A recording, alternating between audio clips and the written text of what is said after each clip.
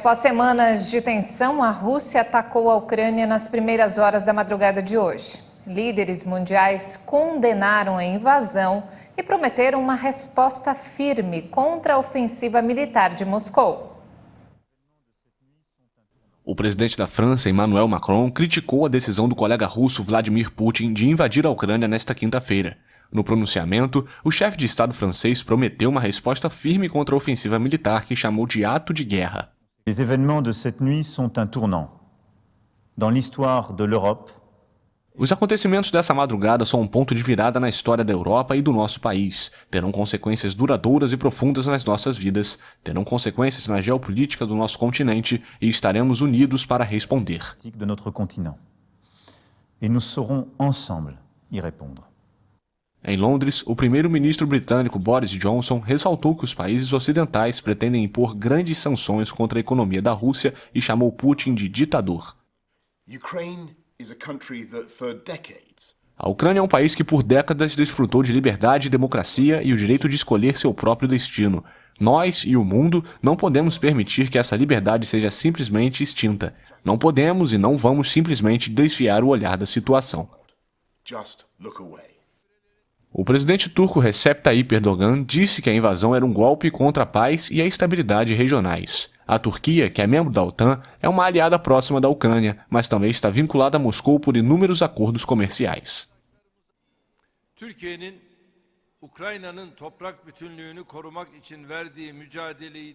Eu disse ao presidente ucraniano Volodymyr Zelensky que a Turquia apoia a luta da Ucrânia para preservar sua integridade territorial. Faremos o nosso melhor para garantir a segurança de todos que vivem na Ucrânia, especialmente nossos próprios cidadãos e nossos irmãos tártaros na região.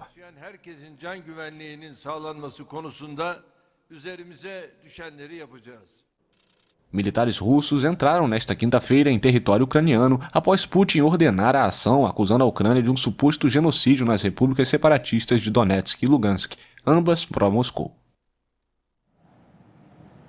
E para explicar os motivos dessa guerra entre a Rússia e a Ucrânia e também as consequências que o conflito pode causar para o Brasil, nossa reportagem conversou hoje com um especialista, o professor da Universidade Federal do Paraná e historiador Renato Mocelin. Acompanhe. Professor, eu pediria que o senhor primeiro falasse os motivos desse conflito. O que aconteceu? Qual foi o estopim para essa invasão da Rússia à Ucrânia? A Ucrânia tornou-se independente em 1991 e no território ucraniano nós temos russos. Ali no leste, Donbás, Donetsk. A partir de 2014, esses russos vão se achar oprimidos pelo governo ucraniano. E eles se rebelam e fundam duas repúblicas separatistas, as quais passaram a ser armadas e financiadas por Moscou.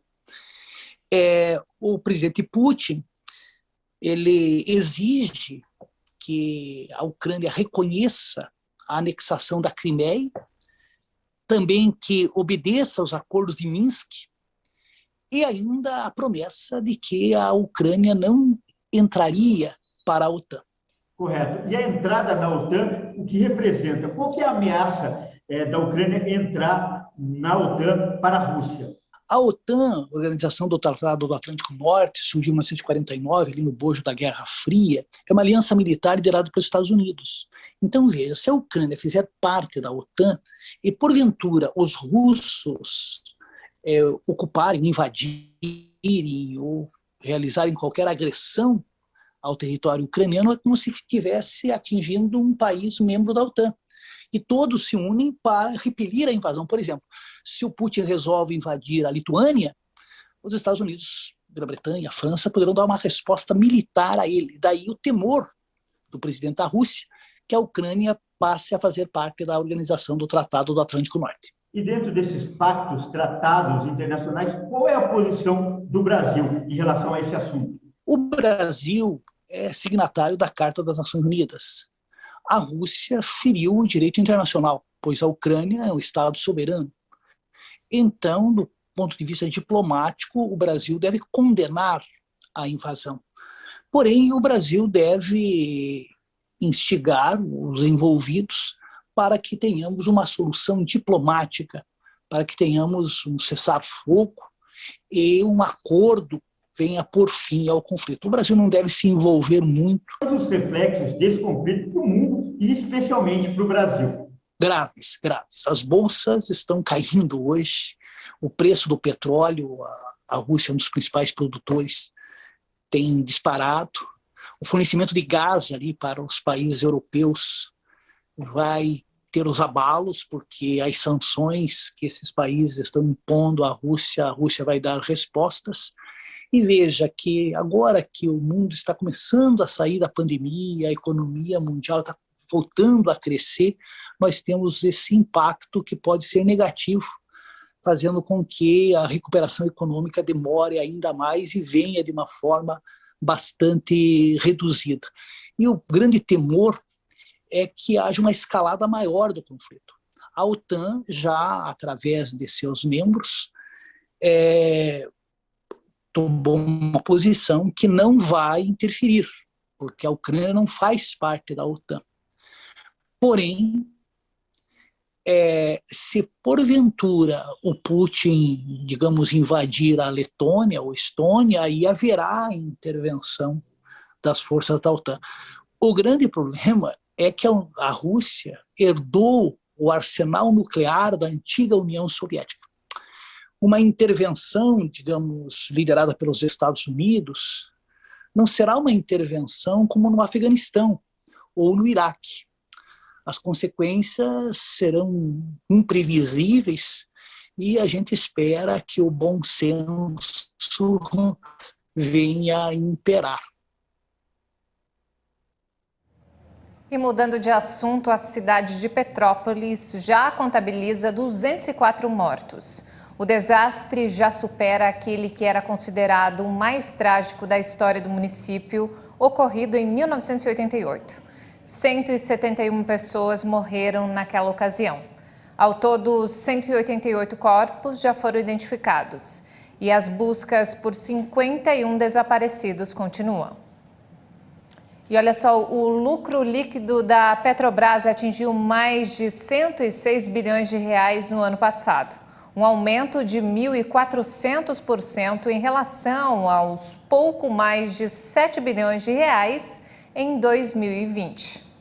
A estatal foi beneficiada pela disparada no preço de barril de petróleo, pela desvalorização do real e pela recuperação do consumo de combustíveis no pós-pandemia. O preço médio do barril passou de mais de $41 em 2020 para mais de $70. O dólar médio de venda praticado pela Petrobras subiu de R$ 5,16 em 2020 para R$ 5,40 em 2021. As receitas da companhia subiram em todos os produtos. A alta chegou a 84% no diesel, 100% na gasolina, 39% no gás de cozinha e 76% no querosene de aviação.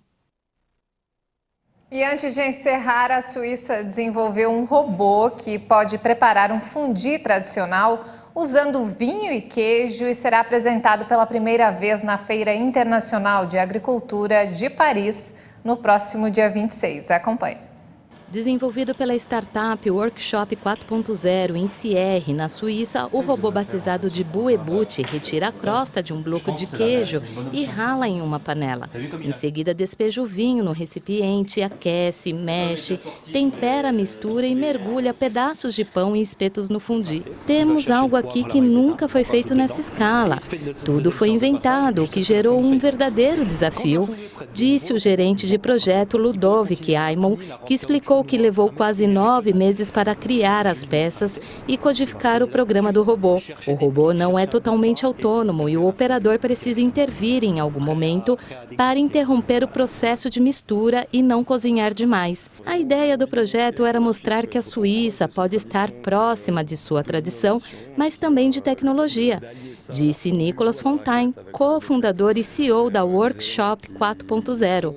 De acordo com Nicolas Fontaine, A ideia do projeto é democratizar robótica e abrir o debate sobre o uso desse tipo de máquina. O robô de 450 quilos será levado a Paris de ônibus após a feira agrícola. O robô Buebut participará do Festival de Fundi Suíço, que acontecerá em novembro em Friburgo.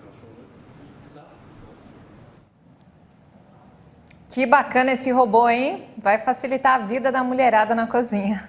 E não temos mais tempo, essa edição fica por aqui. Mais informações daqui a pouco, às 6h30 da tarde, com Maria Alice Dias. Obrigada pela companhia.